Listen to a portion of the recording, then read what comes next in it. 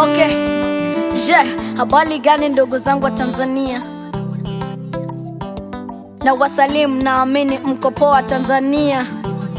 Okay. Kwa minne aliyotongoza we mama yuko vizuri, ameongeza shule za misingi pia na sekondari. Huduma za afya we mama ameboresha, zahanati za kutosha na vifaa vya kisasa. Huduma za maji sasa sio shida tena, amewatua kichwani ndo wakina mama. Kuhusu barabara sasa zote ziko fresh, kwa kiwango cha rami zinapitika bila ubishi. Bwawa la umeme na treni ya mwendo kasi, Tanzania kama Ulaya nasi tunajinafasi. Amevutia uwekezaji wa nje na ndani, kweli mama ni jembe, ameukuza uchumi. Hayo yote yanatokana na uongozi wake, tunajivunia kuwa na rais mwanamke.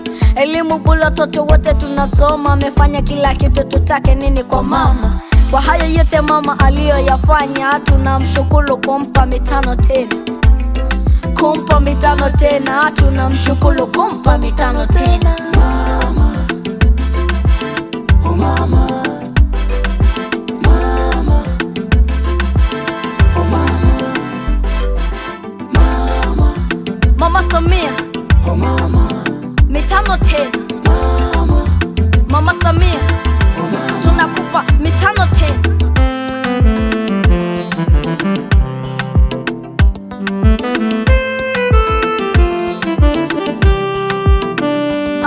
Tunashukuru viongozi wa awamu zilizopita, walitenda kazi kwa weledi wala wakusita. Ujenzi misingi iliyowekwa na waasisi, tena ya kizalendo ambayo haipindishi haki. Ndugu wa Tanzania, tushiriki uchaguzi 2025, timie haki ya katiba.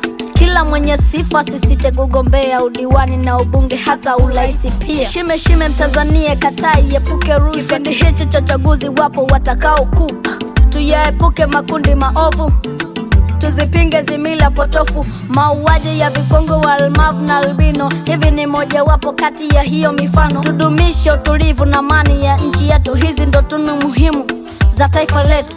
Wito kwa viongozi watakaochaguliwa, waidumishe michezo ili ikuwe sanaa, ili ikuwe sanaa. Waidumishe michezo ili ikuwe sanaa.